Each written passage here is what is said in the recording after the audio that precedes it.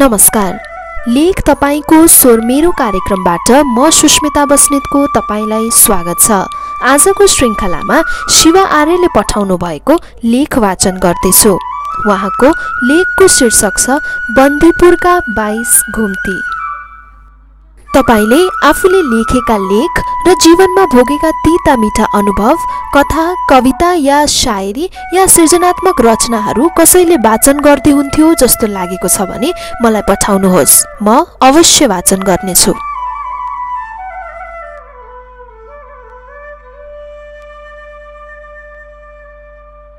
पारी गाईखुर डाँडाबाट कलिलो घाम जन्मियो। घामले सखारे आँगनमा न्यानो काउकुती लगायो अनि बिहानै निक्ल्यौं पुरानो गाउँ भकुनथोकको घुमघाममा। अहिलेको भकुनथोक पहिले पौवाथोकको नामले चिनिन्थ्यो रे। कुनै जमानामा औलोको डरले डाँडाभरि बसेका बस्ती औलो उन्मूलन सँगै पातालियो। हुने खानेहरू सहर बसे, नहुने पनि बेसी झरे। गाउँ छाड्नेहरूको लामै सूची बन्न सक्छ। गाउँ नछाड्नेहरू कि त थात्थलो छाड्न नरुचाउनेहरू हुन् कि त बसाइ सर्ने हुती नै नहुनेहरू हुन्। प्राय सुनसान छ गाउँ। आमा भन्नुहुन्छ गाउँतिर पर्दाको लाठे र मर्दाको मलामी पाउनै मुस्किल छ। वर्षै नै लामो लर्को हुन्छ खाडी पस्ने र मुगलान भाँसिनेको। त्यही गाउँमा हाम्रो पुरानो घर थियो। बेसी झरेपछि त्यो पनि खडहर भयो। पुरानो घरको जगैबाट सडक खनियो। यो देखेर म जति रोमाञ्चित भए उति दुखी पनि भए। सडक मेरो पुरानो घर भएको जगैबाट खनिएको भए पनि मेरो घरको नामो निशान बाँकी थिएन। घर नभएर के भयो त? आखिर त्यहाँ अझै पनि अलिकति आफ्नो भन्न सकिने माटो छ। तिनै ढुङ्गा, तिनै माटो र रुखहरूसँग पुरानो साइनो नवीकरण गर्दै थिएँ म। आफ्नो थात थलो भनेपछि हुरुक्कै हुन्छु, तर म पनि अटाउन सकिनँ त्यहाँ। यही विस्मात र दुःखले मन बेपत्तै अमिलियो अनि आँखाको डिलमा पलायो ममताको मर्स्याङ्दी। सायद यो श्रद्धा थियो थात्थलो प्रतिको।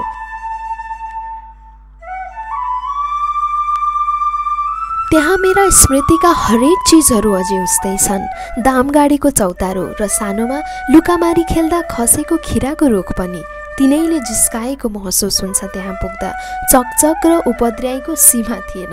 अब मेरो बाल्यकालका उपद्रवको साक्षी यही चौतारो र रुख त बाँकी रहे। दुवै हात भाँचेर स्कुल जान नसक्दाको पीडा। तगारोमा बसेर गाउँका ठिटाहरूलाई ढुङ्गा बर्साएको छेन सम्झेर पनि पानी पानी हुन्छु म। धेरै जसो बाल्यकाल त्यही र यसरी नै बित्यो।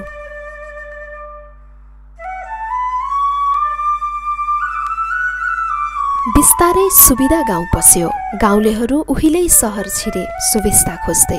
सुनसान गाउँको बिचैबाट भकुनथोक दोर रम्घा हुँदै लौडारी भन्ज्याङसम्म बाटो खनियो। बिजुली बत्तीको चमक गमक पनि छ यतातिर अचेल। यता मोबाइल फोन बोक्नेहरू पनि भेटिन्छन्। जङ्गलसम्म पुग्यो सडके जालो र सूचनाको पहुँच।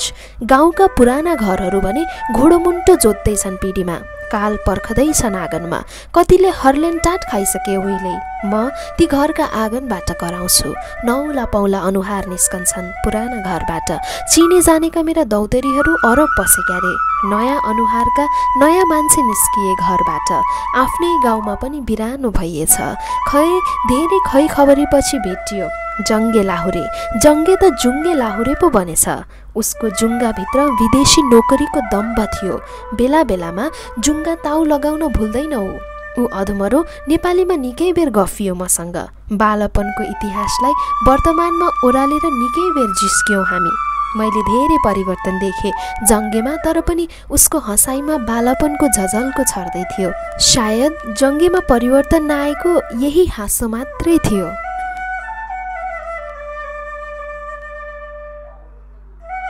सुर्का सुर्कीको छेउ कुना हान्दै गएको सडक कहिले उत्तर र कहिले दक्षिण हानियो। त्यसपछि बस्ती सकियो। जङ्गलको सिलसिला सुरु भयो। माथि फेरि दोर गाउँ। कवि केशरी तीर्थराज पाण्डेको जन्मथलो। हाल मगरै मगरको बाक्लो बस्ती। एक दुई गैर मगर पनि भेटिन्छन्। पहिले नेवारको बाक्लो बस्ती थियो दोरमा। अहिले सिनित्तै सोहोरिएर बसाइ सरे नेवारहरू। अबको दोर लाहुरे र अर्बेहरूको बस्ती। विदेशी सेनामा पनि बाक्लै पहुँच छ दोरको। यो सडकको नामकरण कवि केशरी तीर्थराज पाण्डेको नामबाट भएको छ। यही मार्गले अर्का आदिकवि भानुभक्तको जन्मथलोलाई पनि जोड्छ। संयोग नै मान्नुपर्छ, त्यस सडकले दुईजना साधकको एकसाथ सम्मान गरेको छ। सडकले फुर्तिला दोरदोरे मगरको कारण जीवन पाएको छ। सडकको कारण सुगम जिन्दगी पाएको छ। दोरदोरले शरीर सुविधा भोगी भएछ, गाउँ बेसी गर्नै नसकिने भइएछ। पाइलाहरू उचालिँदा मुटुको ढुकढुकी बढ्दो छ। पैतालाहरू फतक्क गलेका छन्, तर मनको चुरीफुरी बेग्लै छ। पाइलाहरू दोरदोर पुग्न हताश थिए, तर ब्रेक लगाए गोपाल मास्टरले। गोपाल मास्टर भुटानबाट झापा र झापाबाट मास्टरी पेसामा तनहुँमा छिरेका थिए। आज उनको साथ पाएर यता उक्लने हिम्मत गरेको थिएँ मैले। त्यसैले पनि मैले एक्सेलेटर दाबिन। केही बेर दुई गाउँको सिमानामा दुई प्राण निस्तेज र निष्प्राण सुस्तायो। त्यही नै बन्दीपुर घुम्ने योजना बन्यो। अब पालो थियो ब्याक गियरको, अनि फर्क्यौँ आएकै बाटो। बेलटारको समधरै समधर हिँडेपछि रातमाटेको ढुङ्गेनी ओह्रालो छिचोल्दै सतीफाँट ओर्लियौँ। मुठी खाएर मुरी भित्राउने चटारो थियो सतीफाँटमा। भोकाएको भकारीको भुँडीभरि नै बेला हो यो। किसानका करौँती धानका गाछसँग कराते खेल्दैछन्। मर्स्याङदीसँग समानान्तर रेखा खिचेको छ भानु राजमार्गले। सतीफाँट आम्बोटे र 12 बिसेको घुम्ती र उकाली काटेपछि भन्सार बजार आइपुग्छ। पहिले मनाङ र लमजुङको ढोका हुनाले यसलाई भन्सार भनियो होला। अहिले यसका सबै 10 गजाहरू मेटिए। अचेल पहिलाको जस्तो घोर घुइँचो पनि छैन यहाँ। भन्सारबाट फाटेको बाटो चुदे हुँदै बयापानी पुग्छ भने भकुन्थोक हुँदै रम्घा जाने मोटर बाटो पनि यहीँबाट छुटिन्छ।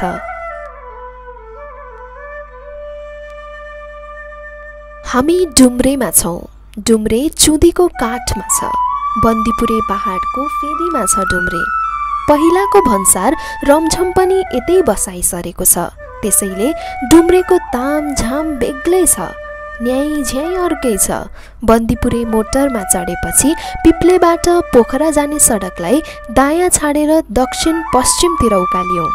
अब बन्दीपुरे बाई रोडको घुम्तीहरू सुरु भए, एकपछि अर्को घुम्ती र मोडहरूमा मोडिँदै घुम्दै उकालियौँ, उकालिरह्यौँ।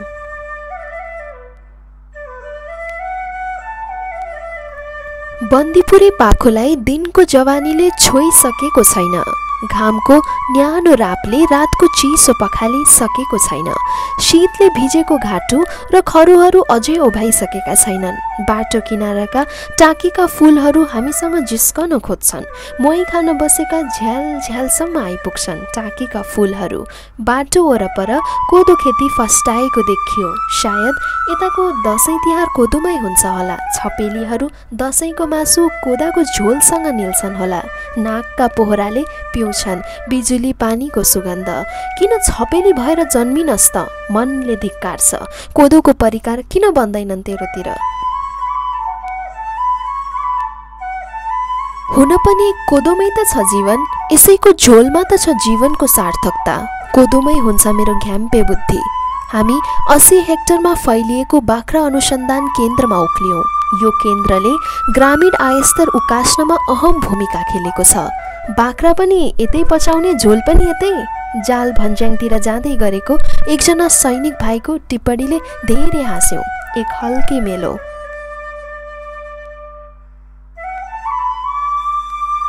हुन पनि जति उचाइ लिन्छौँ उति फस्टाएका कोदोबारी र सुन्तला घारी भेटिन्छन् यता। पहाडको खोजमा गुड बनाएर बसेको कुहिरो सगमगाउँदै पहाड उक्लन खोज्दै थियौँ। त्यो लम्तन्न कुहिरोलाई पनि नाघेर अझै उकालियो। प्रकृतिको दिव्यतालाई कोट्टाइ कोट्टाइ हेर्ने रहर छ आँखाको, उल्टाइ पुल्टाइ हेर्ने धोको छ मनको। यही रहरले झ्याइकुटी पार्दै पुर्याएको छ बन्दीपुरसम्म। महाभारत श्रृङ्खलाको 1344 मिटर माथिको उचाइमा एकछिन विकल बन्दमा पर्यौँ। मिलो मेसो हरायो। बन्दीपुरको बजारमा अवस्थित नक्साबाट जानकारी पाएपछि भने धेरै बेर रन्थनिनु परेन।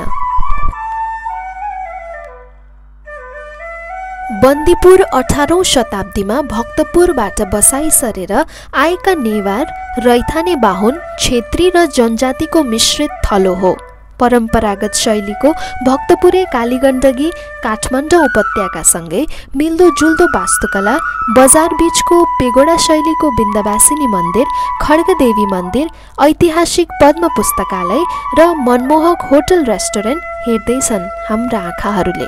तिनै आदिम सम्पदासँग लहसिँदैछ मन। चारवटी गोरी ठिटीहरू होटलभित्र चुरोटको धुवाँसँग जिन्दगी साटिरहेछन्। यिनीहरूको क्या मस्तराम जिन्दगी छ बा। अस्ति मात्रै गङ्गबु बस पार्कमा पट्यार लाग्दो पर्खाइमा यिनको शरीरको नाप लिएको थियो मेरो आँखाले। आज पनि पाताला वस्त्रभित्र तिनका गोल भूगोल गुरुञ्चे डाँडाको उचाइलाई चुनौती दिइरहेको देख्छु म। यी आदिम सम्पदासँग लहसिन सुदूर भूमिबाट आइपुगे बरु यी आधुनिक कुइरेनीहरू। आफू त्यही परेको मान्छे उठ्ने बित्तिकै आँखाहरू गुरुञ्चेसँग सिङ्गौरी खेल्छन्। बल्ल उमेरको आधा आधीमा गुरुञ्चे छुन आइपुगियो। लाजले भुतुक्क हुन्छु। मेरो प्रकृति प्रेमी अहम मनले धिक्कार्छ आफैलाई। स्वर्ण इतिहास छ बन्दीपुरको। स्वतन्त्रको निम्ति बलिवेदीमा होमिएका छन् यहीँको आँगनमा धर्मध्वज गुरुङहरू। बन्दीपुरले 7 सालमै जनताको शासन पनि देखेको छ। 2025 साल अगाडि यो तनहुँकै सदरमुकाम थियो। अर्थ व्यापारको प्रमुख वाणिज्य केन्द्र थियो। बाजेका पालामा यही बाटो ठोरीदेखि मनाङसम्म नुनका ढाकरहरू ओसारिन्थे। यही बाटो हुँदै भारतसँग बन्द व्यापार हुन्थ्यो। पृथ्वी राजमार्ग खुलेपछि र सदरमुकाम दमौली सरेपछि बन्दीपुरको महत्त्व स्वाट्ट सुट्टै घटेर गयो। बन्दीपुरेहरूले पोखरा, विमलनगर, डुम्रे, नारायणघाट, बुटवल र काठमाडौँलाई आफ्नो कर्मथलो बनाए। स्रष्टाहरू द्वारिका श्रेष्ठ, कान्तलाल प्रभात, प्रेम विनोद नन्दन, सागर श्रेष्ठ, चन्द्रलाल विश्वकर्मा, समाजसेवीहरू मैयादेवी श्रेष्ठ, रेशमलाल श्रेष्ठ, नमस्तेलाल श्रेष्ठ भूमि, चीज कुमार अकेला, मथुरालाल श्रेष्ठ, हिरालाल प्रधान, शिवराज आचार्यदेखि कुसुम लाल श्रेष्ठसम्म जन्मिएको थलो एकाएक सुनसान र बिरानो बन्यो। बन्दीपुरे इतिहासमा नेवारहरूको आफ्नै पौरख र गौरव छ।